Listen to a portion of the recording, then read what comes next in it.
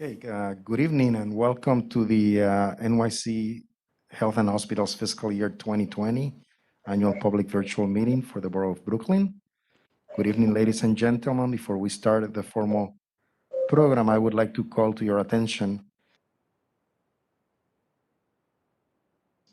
Please call 212-788-3359.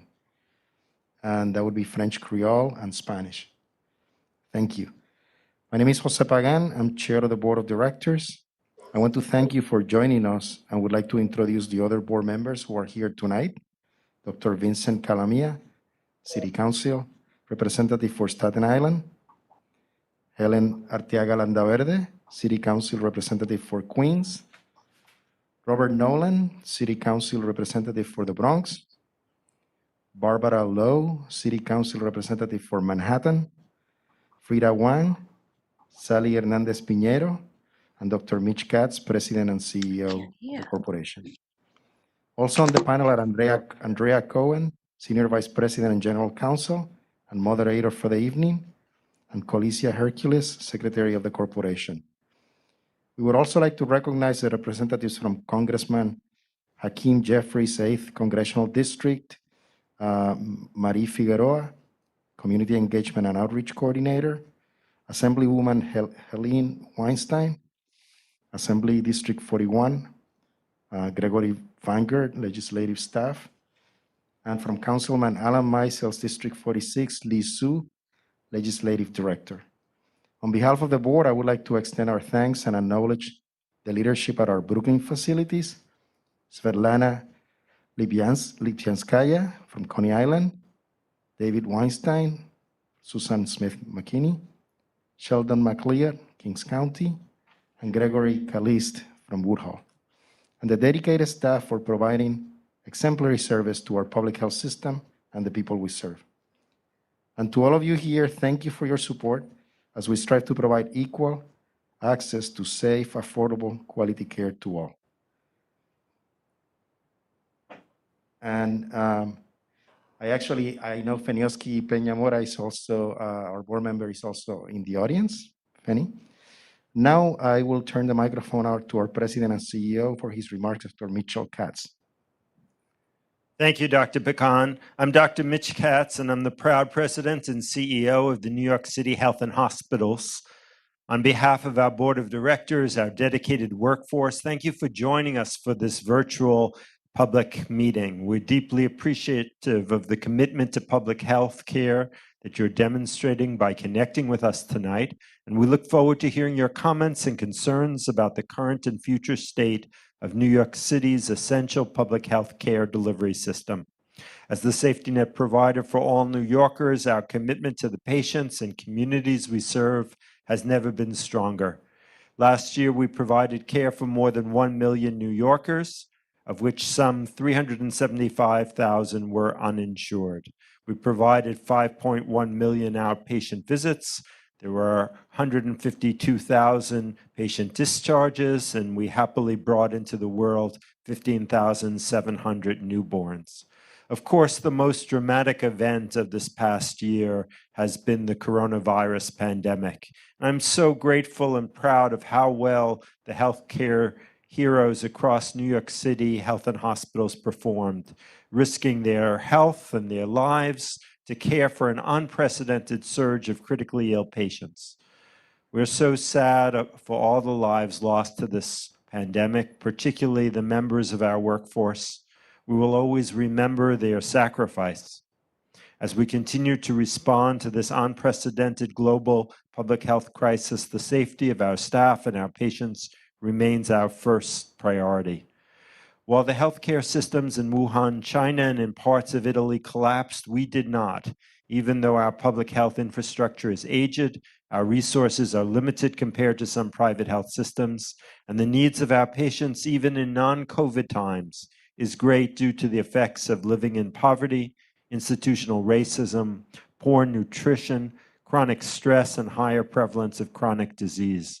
Not only did we meet the challenge of patients coming to us, but we were able to accept transfers from several independent hospital systems that became overwhelmed at a moment in time. We were able to do this because of some of the investments that we had made. We had expanded telehealth services. We had adopted a unified electronic medical record system. We had hired additional nurses. We had launched an ambulance transport system. And all that allowed us to succeed in caring for people through the pandemic. During the time, we were able to triple ICU capacity from a starting point of 320 certified ICU beds to nearly 900 people. At the peak, we cared for almost 4,000 people overall with COVID. We also answered the calls of more than 80,000 New Yorkers who called our 24-hour COVID hotline. And we were able to convert our routine face-to-face visits to telephonic visits or televised visits while we were focusing on our hospital care. To protect our heroic workforce, we worked hard to create safe and supportive environments. We prioritized supplies and equipment. We provided relief to many frontline clerical staff by adding temporary supplemental staffing. We were able to meet the needs for PPE despite a 600% increase so that we could keep our staff safe. We lessened the impact on the elderly and frail in our long-term care facilities by leveraging our integrated system. We took steps to protect our staff and patient inmates in our correctional health. Our behavioral health and helping healers heal teams across the system teamed up to provide emotional and psychological support to our staff because we know that none of us will be the same after going through this crisis. But leaning on each other will help us heal and come out stronger on the other side of this pandemic. And thanks to the tremendous generosity of New Yorkers and others around the country, we were able to raise more than $20 million to lighten the load of our frontline staff with free hotel rooms, meals, free taxi rides, childcare, extra scrubs, groceries, and even Girl Scout cookies. Thanks to the healthcare professionals at New York City Health and Hospitals, more than 8,365 New Yorkers with COVID recovered and were able to return home.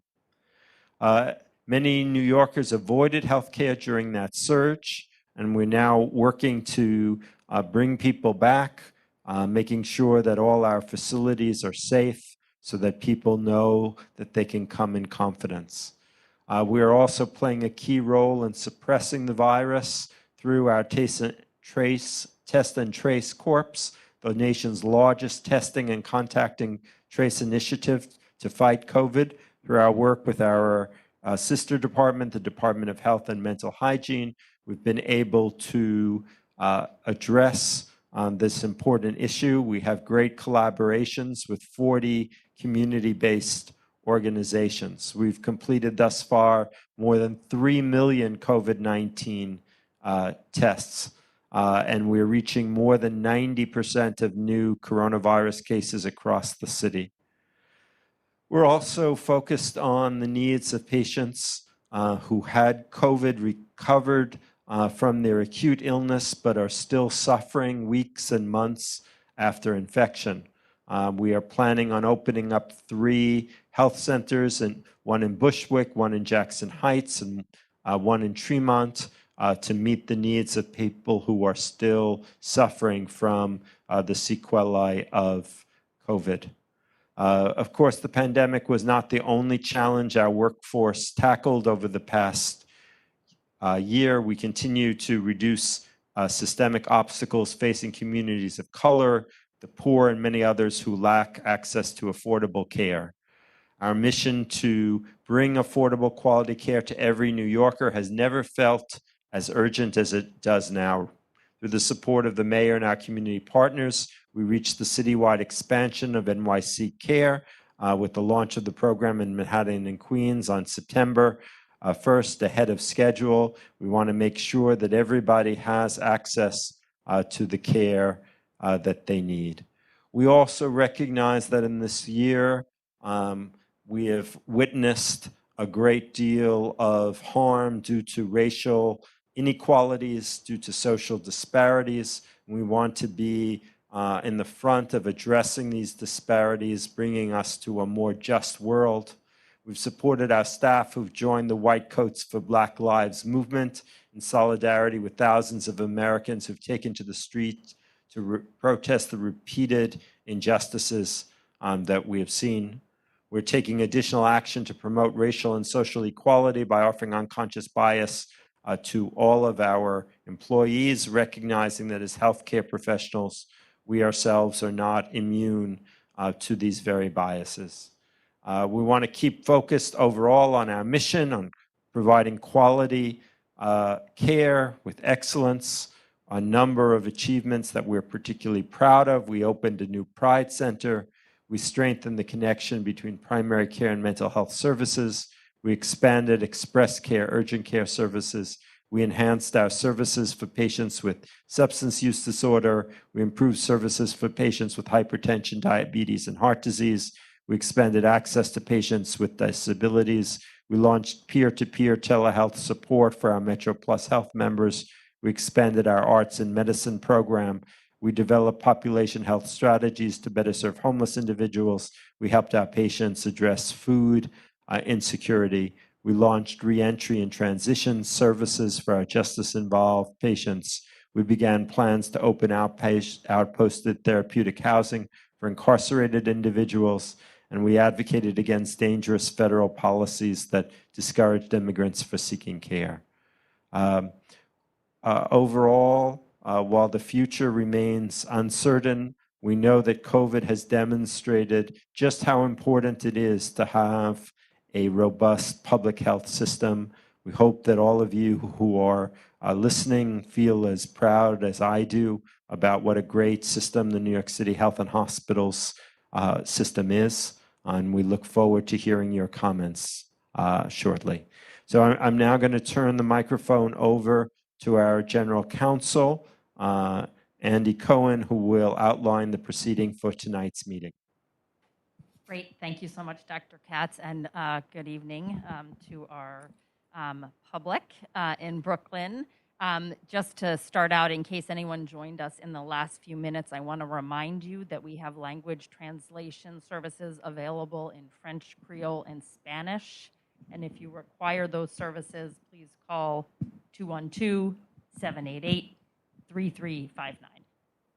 You okay? Okay. So as you all know, due to COVID-19 public gathering restrictions this year, we are convening the 2020 public hearing for the Borough of Brooklyn virtually. But besides the fact that it is virtual, it is otherwise in the same format as we use every year. The purpose of these meetings, this is the second in a series of five, one in every borough, is to inform the public on the programs and plans of New York City Health and Hospitals, for example, through the presentation that Dr. Katz just gave. And the second purpose, which we are about to embark upon, is to give the public an opportunity to present testimony, both oral and written, concerning New York City Health and Hospitals' performance.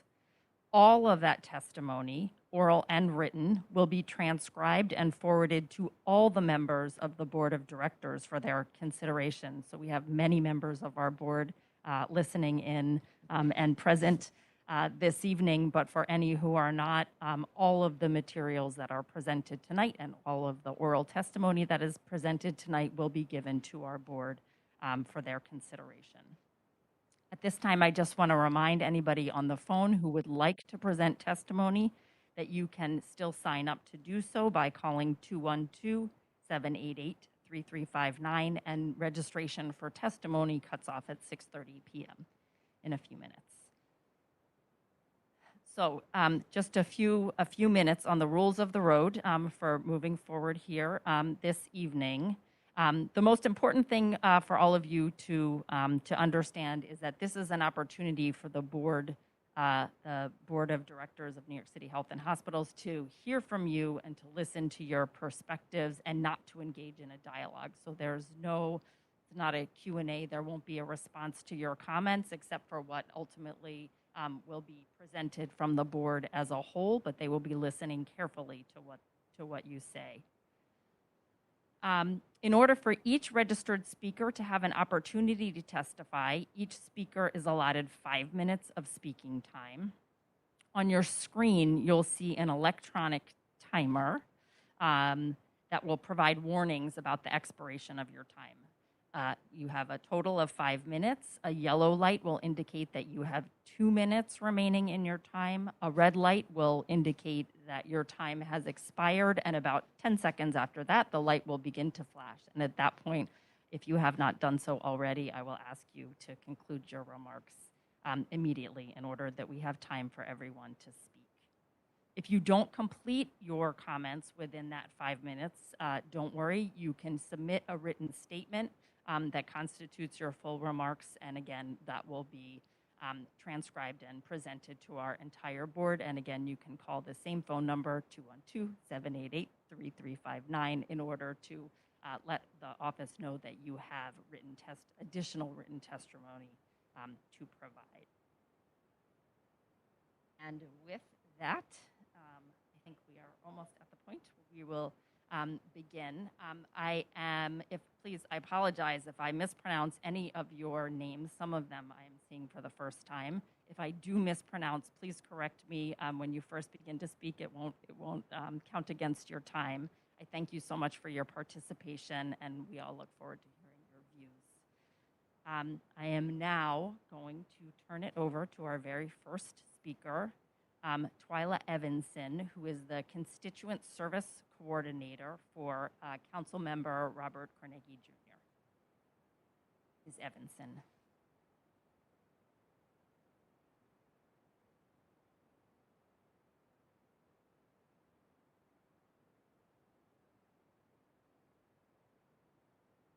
Twyla Evanson, are you available to speak?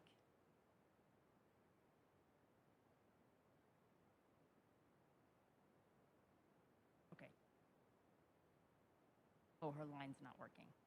I think what we'll do, I'm going to come back to you. We won't lose your place, but now I'm going to turn to Warren Burke, our CAB chair for Kings County Hospital Center.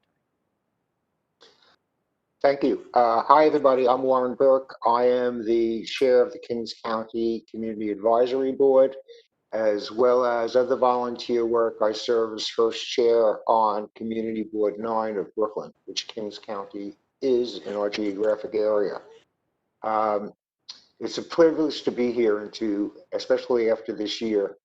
And we appreciate the opportunity to enter the following testimony into record.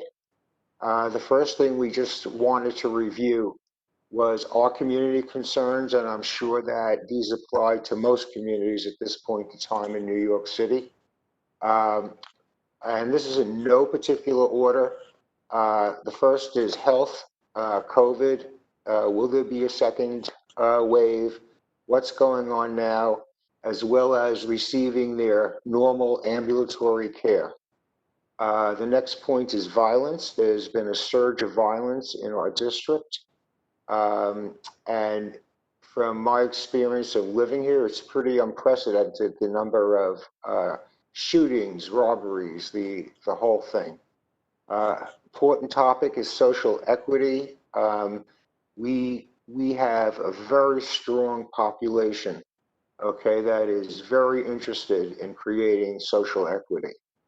Food insecurity. You go up and down the streets of Crown Heights, and there are still major lines for food. Thankfully, through the elected officials, providers, Kings County Hospital itself, there is food being distributed. By the way, the same thing goes for PPE. We've made it a big priority on the CAB as well as on the community board to distribute as much PPE as we can. The next issue is financial insecurity. We're extremely concerned about people losing their jobs, losing the increased benefits, and as importantly, the small businesses closing, which has been enormous. And of course, there's always the issue of housing.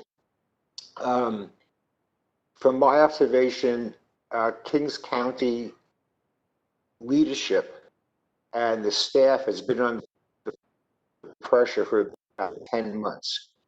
Prior to COVID, I had to switch over to the Epic system. And as I'm sure everybody knows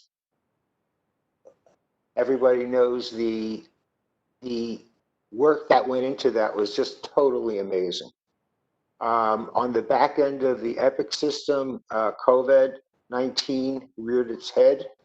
And I think the total staff has had a tremendous demanding 10 months, okay? And we're very, very thankful to them.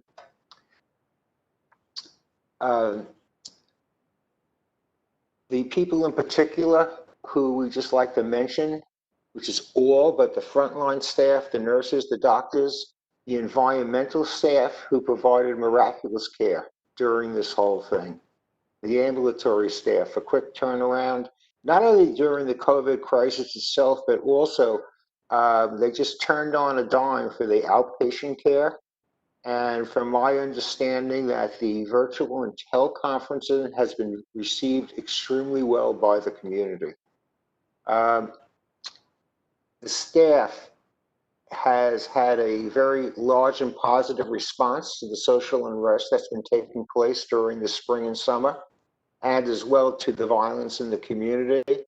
In addition for caring for the physical and mental trauma that has been incurred by our community, the King's management as well as the staff has risen to the challenge for its hospital community, which we're very, very proud of. And there's been a series of staff meetings and conferences to really discuss the whole issue of inequity. We want to talk about the leadership. I'm old, as you can see. I've lived through a lot of crises, and I have never seen a leadership group respond as Kings County did to COVID. The hospital was literally rebuilt from the inside out to deal with this trauma. The new patient care processes that were put into place were really just I don't know, implemented extremely quickly. As important, the environmental services, I mean, they work their tails off to provide safe environment for our patients and staff. And lastly, the leadership of the hospital, which I've always supported, and that's the reason I'm active as a volunteer, the leadership has just taken the reins and pushed and pushed to make sure things get done. Mr. Burke, The would you thing please that very, sum up your remarks? Thank you. excuse me? Your Yes. time has expired. If you could just wrap up. Okay, Thank you. I'm sorry. So I just really want to end with a quote from our residents. And the residents said, Kings is the place to go. And I think that says it all. So thank you, and I appreciate this opportunity. Thank you so much for your remarks. Our next speaker is Julissa Herrera, the Community Advisory Board Chair for Woodhull. Hello. Good evening, members of the board, Dr. Kaz, President, CEO, and all others present at this meeting. I'm Julissa Herrera, Chair of Woodhull Hospital Community Advisory Board, and I'm also a community member of the North Brooklyn. I wanted to say thank you for allowing me this time to share some ideas at this hearing. And I would like to acknowledge Dr. Calise, CEO of Woodhull, and with the Woodhull staff, my fellow CAB members, for their dedication and their commitment to improving Woodhull, providing excellent care for the residents of North Brooklyn. The CAB has been fully supportive of the CEO's vision, making Woodhull a model hospital and a hospital of choice, especially now, more than ever in North Brooklyn. And I just want to say thank you to all of you for that. The performance of the Woodhull staff during the COVID-19 crisis in ensuring that the excellent care was provided for all persons that were affected with COVID-19 presented to Woodhull was absolutely outstanding. In spite of the risk that they themselves and the loved ones and the staff had, they just worked tirelessly. They were very selfless, and they ensured the proper care for everyone, even if it was dangerous for themselves. Many employees were affected by COVID. Some even died, and the disease, it was something that did not scare the majority of the staff, and it did not push them to quit. So we really would like to thank them, and they continue because it has not stopped, and they have not stopped either. So thank you once again for that. And so moving forward, I want to thank that H&H leadership, the health and hospital leadership, for the support provided during New York COVID surge to ensure that Woodhull was equipped to handle the crisis caused by the influx of the COVID victims. This included extra personnel such as doctors, nurses, practitioners, respiratory therapists, the equipment, the supplies, especially the ventilators, the PPE, and transferring patients out and into Woodhull as necessary to manage the volumes and others. It was also important to acknowledge the tremendous support and appreciation shown by the community, which provided the meals, the groceries, the supplies, and the words of appreciation and encouragement daily, daily to the staff. It was absolutely amazing. While we are hoping that there will not be a second wave of COVID, we are more confident that we are better prepared to deal with future resurgences of COVID or other epidemics because of the experience that we all gained from this first surge. The continued support of health and hospital is critical as we try to normalize operations to continue providing quality health care services to the North Brooklyn community, our community, my community. Accordingly, we are requesting your assistance. We need your assistance to ensure the following projects are funded and expedited, including the emergency room expansion and the renovations needed to expand the emergency room footprint to accommodate the volume of emergency patients served at Woodhull, which will also help to improve the privacy, confidentiality, and overall the patient experience. We would love to repair the facade, which will improve the physical plant and make it safer and allow us to remove the scaffold that now makes the building a bit more unattractive, actually. We want to make it attractive. We would love to repair and upgrade the elevators, which are now unreliable and dangerous, the cause of dissatisfaction and frustration for a lot of patients, staffs, and visitors. We would also like to upgrade the medical equipment, including the MRI, upgrade the security monitoring system, and upgrade the HVAC system, which would be the heating, ventilation, and air conditioning. The building is about 40 years old, and in some cases outdated, which makes it unattractive and difficult to maintain. Since we expect Woodhull to be here for us much longer for the community's sake, we should start planning the process to renovate and rebuild the physical plant and make it more up-to-date and efficient. We are grateful that many of the specialty services, including ENT, orthopedic, the urology, have been resumed at Woodhull. And this will ensure that patients now access these services and instead of traveling to other hospitals further away, which gives them a better chance to attract and retain patients here at the hospital. The behavioral health has been a major service that Woodhull would like to continue and should continue to be adequate because of its high need of demand in this community. We're concerned because the services are shrinking, although the need has not shrunk. Conclude your remarks. Thank you so much. Can you, yes, We someone- understand that this is happening because of the shortage of psychiatrists and mental health professionals, and our non-competitive salary is the main reason. We are therefore asking for your help to reverse this trend. We also acknowledge the partnership with Commune Life that produced the residential building at the Woodhull campus for mental health patients, low-income community residents. The CAB is supportive of the second phase, and we are hoping that it will be successful just as the first.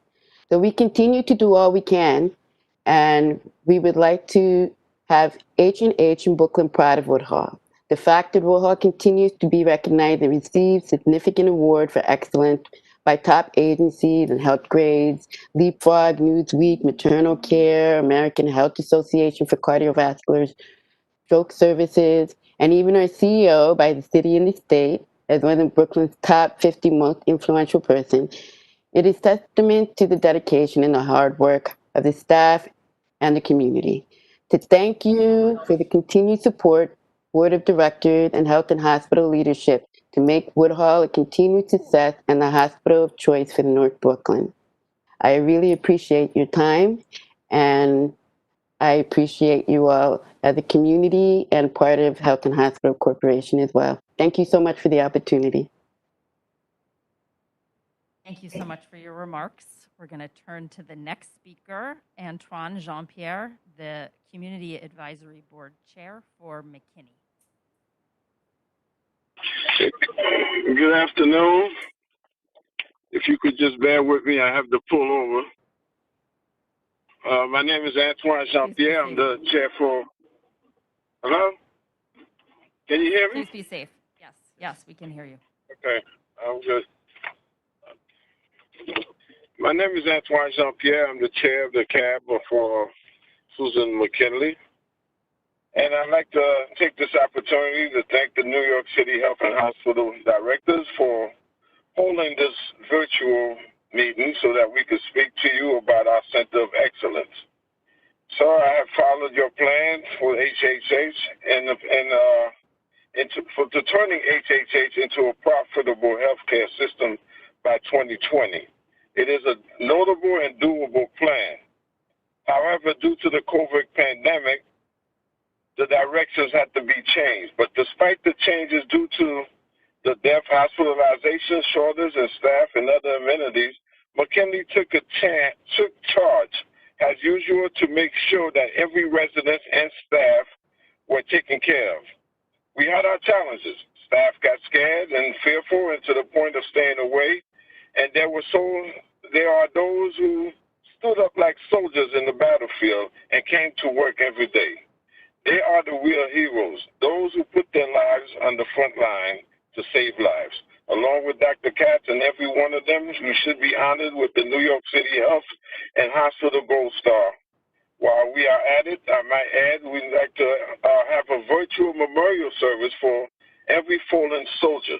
This can be done in a very unique way, and if you would ask me about it privately, I would gladly share some of my ideas with you.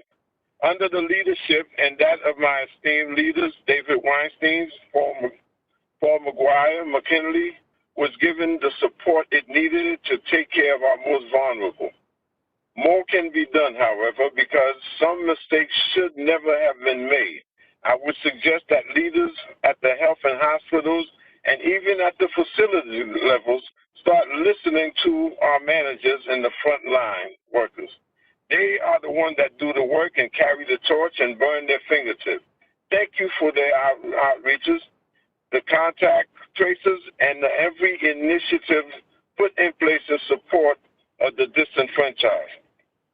Dr. Katz, we need you for one moment to focus a little more on those persons who have given their blood, sweat, and tears through the services and communities and the great diaspora of our elderlies.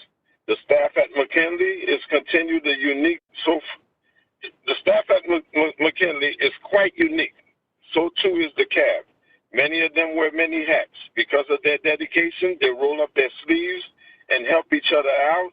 And yes, they cross departmental lines. We are here when we are needed to legislate and to support a given cause, and we do so with no complaint. But sometimes I do think that we receive little or no respect that we do deserve. So much have been taken away from us in such a short time, but we keep on supporting the health and hospitals because it is in our bloodlines. With the initiative of I Care, Jay at Work, and the Help and Healer Heal, they have maintained and uphold the status quo. But there is much more to be done. What's looking at us at the horizon at the present is layoffs are buzzwords, and folks feel betrayed. Imagine laying off healthcare workers. Imagine the flu season, which is fast coming upon us, and the possible of a second wave of COVID-19. HNH needs to put a system in place there that can keep these employees who care and dedicated and team spirit, interested in the human services on the staff. At McKinney, social programs and had to change or tweak to keep residents engaged and occupied. They had to come up with creative methods of engagement and virtual calls, community-based organization, writing and sending cards, recreation staff running up and down the social distance down the hallway to play bingo and singing to them, comforting them and crying as they cried and they acted at losing their friends and neighbors, but most of all, not seeing their loved ones. The auxiliary emptied the gift shop to give everyone at the McKinley, give everything to the residents. So throughout this pandemic, those are the testament of McKinley that we care and we give and we continue to give. Moving forward, our residents still need faster and safer access to housing, better food. We need to go back to the days where we could prepare our own meals, like Seaview. We need to have visits on the facilities, more visits by HHH senior levels. And last but not least, we continue to be a major polling site for the Central Brooklyn community, and this is very important with this upcoming election. McKinley uses a holistic approach. Our residents are engaged 366 days a year with programs that augment and build their esteem. Sir, can you summarize the rest of your remarks? Your time has expired. I'm pretty much finished right now. I just want to thank all the senior level staff at HHC, the senior staff at Susan McKinley, and I thank you, Angela, our liaison, and I thank you for all that you have given us and all you continue to do for us, and we will continue to keep the fight. Thank you very much. Thank you very much for your comments. Our next speaker is Teresa Scavo, Community Advisory Board Officer at Coney Island Hospital. Good evening, Dr. Katz and members of the H&H family. I am Teresa Scavo, the chair of the Coney Island Hospital Community Advisory Board. This year, our hospital proudly welcomed the first baby born in New York City at exactly midnight on January 1st. Also this past year, Coney Island Hospital saw a transition in its leadership team, starting with the appointment of Svetlana Lipkinskaya as the Chief Executive Officer this past January. The leadership team stepped in and led the hospital through the height of the COVID-19 pandemic. Our hospital weathered the first wave of COVID-19, thanks to the dedication of the staff and leadership. The hospital compassionately cared for all who came through the doors. Right now, our hospital is undergoing vital infrastructure work throughout the hospital to prepare for a possible second wave of COVID-19 and to transform spaces for better protection for both staff and patients. COVID-19 testing is ongoing at both the hospital and the Ida G. Israel Community Health Center. Ida G. has also been designated as a DOE testing site for teachers. The hospital's ambulatory care clinics reopened on June 1st as COVID-19 cases declined. Our hospital staff are continuing to serve the Southern Brooklyn community, addressing all healthcare needs. While construction is continuing on the storm-resilient 11-story critical structures taking shape now, in early March, staff, elected officials, construction workers, and community members gathered to attend the steel topping off ceremony as the last beam was placed on the top of our new building. It is extremely important at this time to advocate for a level 1 trauma center. Valuable time is lost transporting trauma patients to other hospitals. We need everyone to solicit help from our elected officials as well as H&H to finance our trauma center at Coney Island Hospital. This year, U.S. News and World Report issued its annual report of high-performing hospitals, recognizing 7 of New York City's H&H facilities in various specialties as high-performing. We at Coney Island are proud to announce that we were recognized for both congestive heart failure and COPD. The hospital was also awarded the American Heart Association's Get With the Guidelines Achievement Awards. The awards recognize the commitment to ensuring patients with heart disease receive the most appropriate treatment according to nationally recognized research-based guidelines. Thank you to the incredible staff at Coney Island Hospital who work each and every day to make this possible. Thank you. Thank you so much for your comments. The next speaker is Deborah Benjamin, the Auxiliary Vice President at McKinney.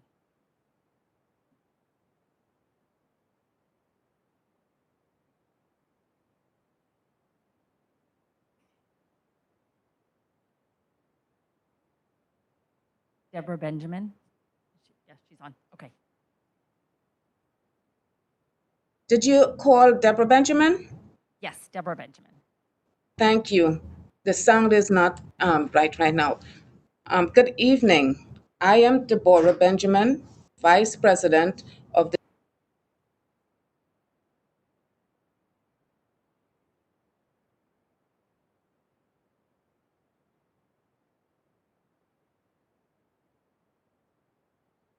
We can't hear you. You cut out after just a moment.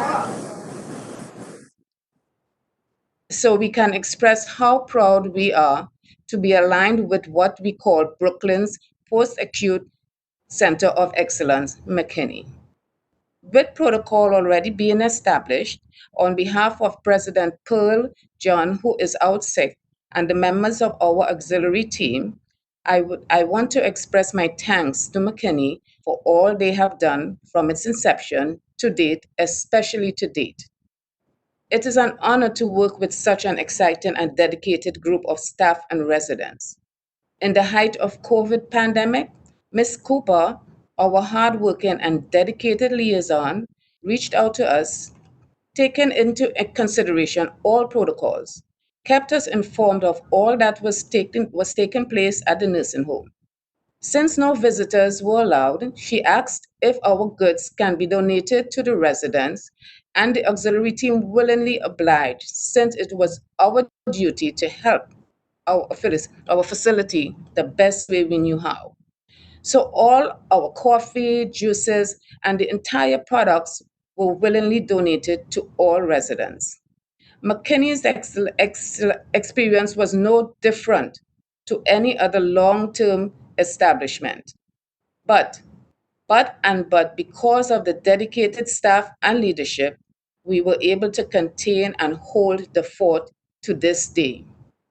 We at the auxiliary prayed every day for their safety because we came to realize nursing homes all over the country came under fire.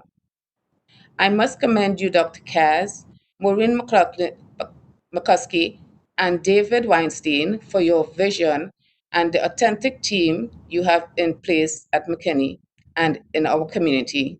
Some are not so fortunate. So, Dr. Kaz, overall, H&H should not wait on a pandemic to focus more on our elderly. I will not stand here today and say all is well at all times. Can I make a recommendation? I am aware of helping healers heal, but I think we should look at the intuitive from a cultural perspective. Reason, we as healthcare advocates need to know where we work and why we are in the business of long-term care. So we need gratitude and real empowerment classes. Most of us don't understand what it takes to run a corporation such as health and hospitals. It is a different animal. I must boast that our liaison teaches us a lot about H3 because we are indirect healers. Indirect healers. She has shown us how to think outside the box, how to organize, run, the pluses and the minuses, how to cope with fear, and how to overcome those fears. She continuously outlines our roles and functions, and most of all, never judge a man until you walk a mile in his shoes. Those lessons helped us and our families cope during this pandemic. And my members would be mad if I had not mentioned that. Now that McKinney is 5 days from opening for family visits, and I know this because I call the hotline every day, our liaison once again reached out to us and we donated tents that were beautifully set up in McKinney's backyard, waiting for that day. I know the residents and the families are excited, and the staff is so happy for them. The recreation team is doing a phenomenal job under the leadership of Janet Leahy. Amongst a lot of creative lockdown programs, residents are taken outside daily in the backyard and are kept socially occupied and distanced. Maybe that is why our residents remain healthy. It takes every part to make the whole, not only the clinical. There is one concern I hear not only from McKinney, but our H&H staff. Our staff needs more transparency from our upper leadership. This will help build and maintain trust and foster greater healthcare. So keep on doing what you're all are doing, with the McKinney Auxiliary maintaining the allegiance to you and our leaders, and we will always do our best so McKinney remains Brooklyn's center of excellence. I am Deborah Benjamin. Thank you. Thank you so much for your comments.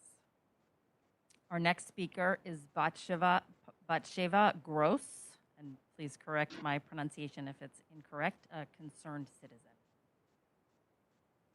Yes. Hello. I've heard the speakers before. Hello? We can hear you. I'm trying to make speak as well. I for me that well based about empowering Ms. Gross, I'm sorry to interrupt you. Actually, yes. can you hold just a moment? We can't. You're cutting out a little bit. Is there a place that you can stand that maybe has better reception? That's better. Now this reception is better. Sounds better. That sounds better. Okay. The speakers before brought out points that I really appreciate a lot.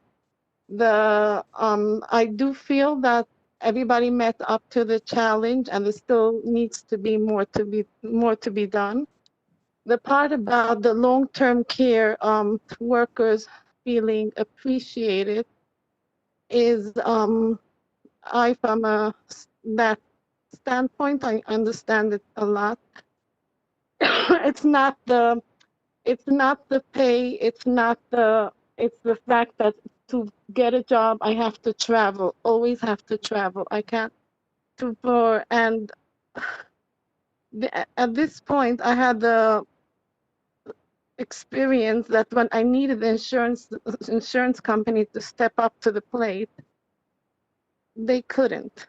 They didn't. I did. They didn't. It does not feel good. I would do it anytime over again, and it wasn't easy, and I hope I don't have to do it. I don't want to hear about a second wave of COVID. I don't think I could do what I did in the beginning. I just do want to hear that if, God forbid, something like this happens again, we're a little bit more prepared, that whoever does need to do their job is there to do their job without excuses of social distancing. The telemedicine was innovative, but I wasn't able to access it throughout the whole COVID-19. God knows I've tried. So when I did have to use a doctor, and the only doctor that was available was not completely working exactly with an insurance company for whatever reason it is, and there are multiple reasons, especially when not everybody is working full time, I've been given the runaround. It doesn't help. The normal standard, maintenance care is essential. I know that there have been talk about dentists or whatnot not being so essential and putting their lives at risk. Yes, but if the population does not get the maintenance they need, then it could be worse in the long run. And at this point, we're already in the long run. We have to go back to essential care, day-to-day life being essential. There is no way you can tell somebody that the work that they're doing and the effort that they're putting into the work is not essential. So it has to be done safely. The families have to be involved, especially when the healthcare workers are overwhelmed, and they did admit in the beginning they were pretty much overwhelmed, and thank you for the work that they did despite that. There is so much input you could get from the family, and it's in bits and pieces that could save lives and make the work so much easier. They need to find a way to get them on board safely. They did. There was progress made in that regard. Thank you for that. But it has been a long way, and it has hurt families a lot more than the illness itself. The isolation and the fear and the panic that set in has not been easy on the population. We need constant improvement in that regard, and thank you for the improvement that was made. Having lately used hospitals, and just as today, I must say the improvement is substantial. I applaud each and every one of them that go to work, and they do the work with heart and dedication. If, like the ones that are asking for upgrades, if the upgrades make their life easier, the money should be there for that. Whatever needs to keep the momentum going should be in place. I can't pinpoint exactly because I do see that there is improvement, and I don't want to stop the progress by focusing on somewhere where it's not so essential. But I do mention improvement is appreciated. Please continue in that regard. It has been hard for the general population, for the communities as a whole, for the families that were kept away, and for the individuals that didn't need to come use medical care, even for maintenance care. It needs to be kept up to date safely, please, God. Thank you. Thank you very much for your testimony. Our next speaker is Daryl Bodkin, a member of the community. Daryl Bodkin. Hi, everyone. Thank you for the opportunity to share. My name is Daryl Bodkin, and I'm from Brooklyn, in particular, Bronxville, Brooklyn.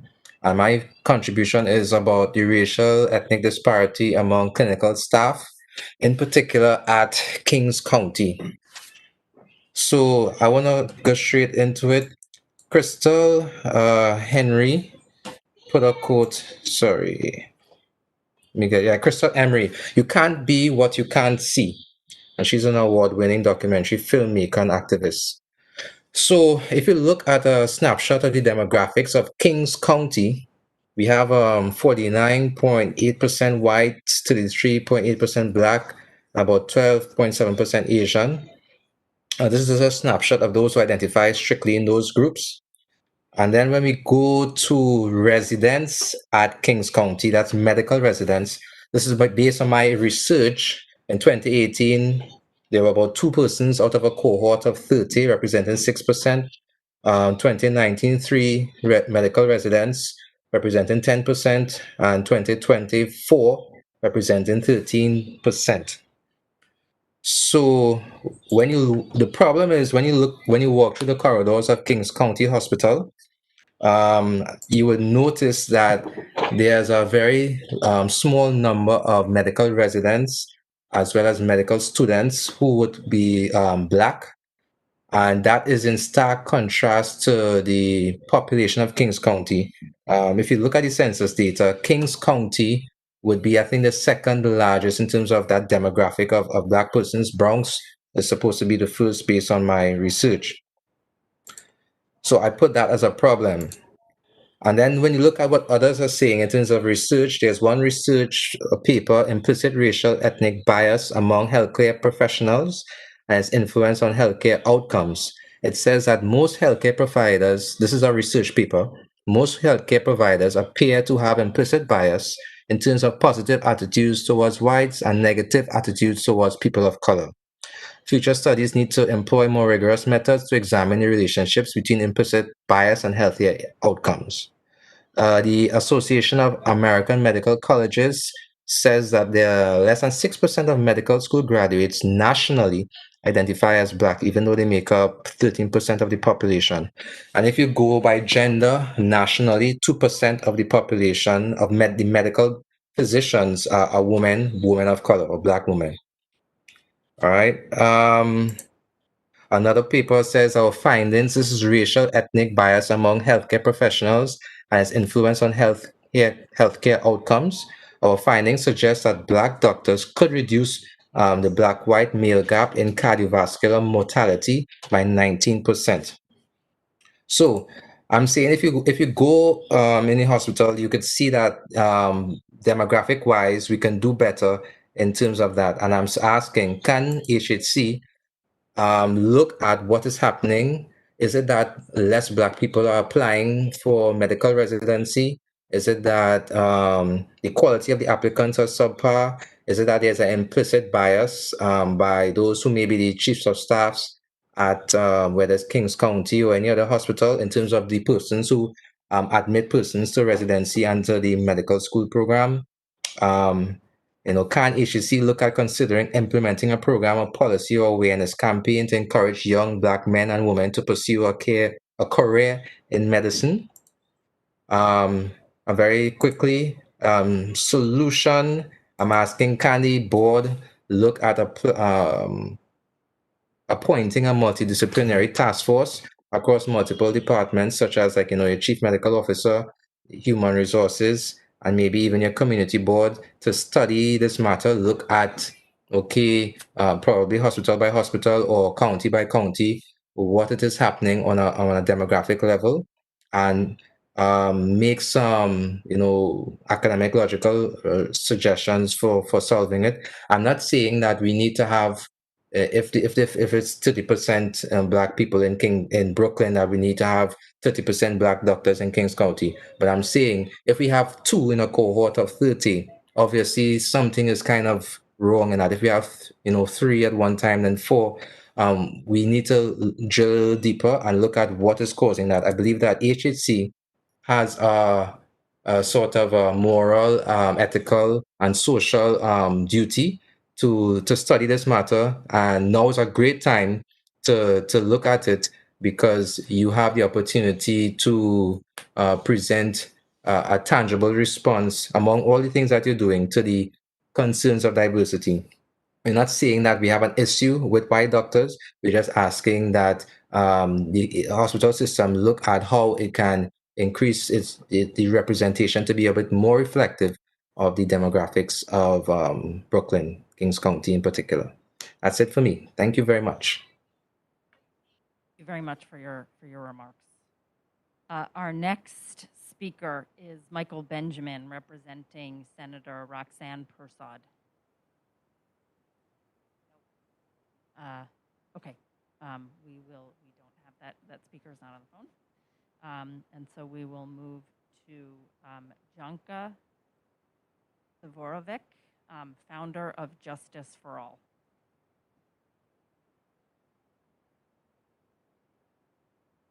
Do you hear me? Yes. Okay, hi. Thank you, everybody, Dr. Klein, Dr. Cohen. I want to bring a couple of points. Uh, First, the fellow that was right before me, and he was talking about color percentages. With that percent, years ago, I actually was a presidential candidate. That's where Justice for All came into play in 1996. And I wanted to bring to the point that America has citizens, aliens, and if you want to call refugees.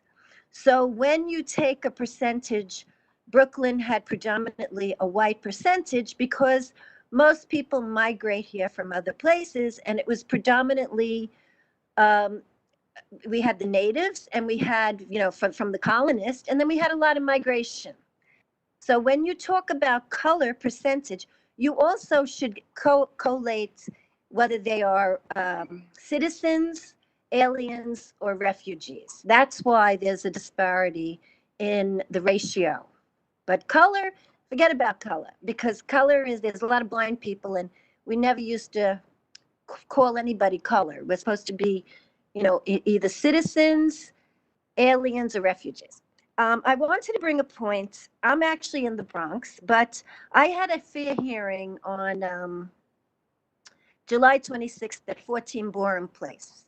And I am a public school teacher also for 17 years. And when I became a teacher, the Department of Ed in DC moved to New York, and we got rid of the board. And I had a fair hearing on July 26th, and I was kept in the lobby because somebody stole my identity when I was a child and got a passport in 1969. And that's the same year Shirley Temple Black got in the UN and made the real Shirley Temple, who I was, 20 years older. And I was a secret star because years ago, when television was free, stars didn't use their real names, and they were protecting the public. So why I'm correlating this is because after I ran for president, the government closed. They moved the UN headquarters to The Hague. Somebody impersonated me. That person who impersonated me to the Vatican. And today is actually the day that the Germans invaded Poland. And I'm bringing this in because culturally, a pope never used to say what he was. So everybody knows there was a Polish pope. They never said that because the Vatican is its own government. And every nation that has a flag, the people are the power behind the elected officials. When I ran for president, the neighbor who impersonated me, that I saved her life, and there was I don't want to get too much into it. She actually stole my identity, and she was afraid because she had a sickness that was actually royal, and it was epilepsy. I saved her life when I was 4. And then her mother told me that, and I kind of forgot it. But when I was going to become a teacher, they had the genome project that we could see the double spiral helix DNA. And I had to do a paper on a gene, a mutated gene. So I took that and I found out, and I understand. So actually, when the electron microscope was coming, those people were afraid of being sterilized, and they quietly were going to take over through medicine and electricity. And Hitler actually went to jail, and they started to take over. Then my family was a consalvi that put the U.S. mail overseas and built the museum in Egypt and gave it to the Vatican to educate the people. That actually the head of an animal in the body of a human was the way they used to teach gender, because a slave was a person who couldn't read and write, and nobody could read and write when the world had, like, every year they celebrate exodusing from Pharaoh with Yom Kippur, because Pharaoh was a leader that had a royal sickness, which was this epilepsy.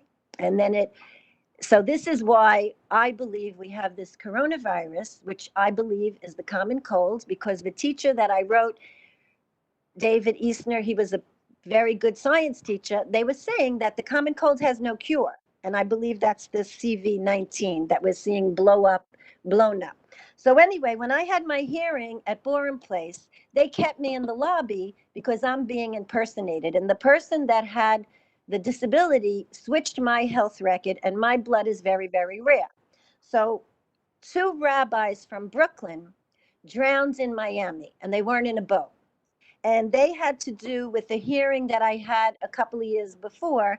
And I want to expose this and look into it. Because when I was Could you please making this conclude hearing, your remarks? Do you have any remarks about New York City oh, Health and Hospitals? yes, I Your time do. has The expired. New York City Hospital, I went to Lincoln Hospital because I was falsely arrested, mind you. I'm a teacher, good. Ma'am, I was you arrested and they You made can me, submit, I went. can you submit the rest of your testimony in writing, please? Your time Yes, has I want to expired. just see the driver's Okay, thank you license. They very should much. never have you make a copy. Thank you. I Thank you very much. Okay, thank you very much for your comments. Our next speaker is, we're going to try again with Twyla Evanson, who is the Constituent Service Coordinator for Councilmember Robert Cornegie.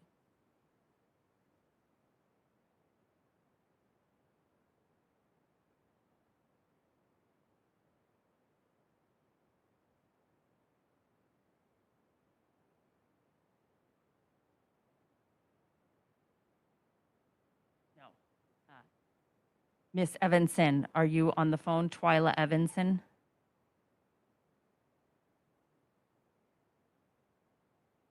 No. Okay. Then that concludes our scheduled speakers for this evening. Thank you so much, all of you, for participating and sharing your thoughts and observations. Have a good evening. Good job, Khaleesi.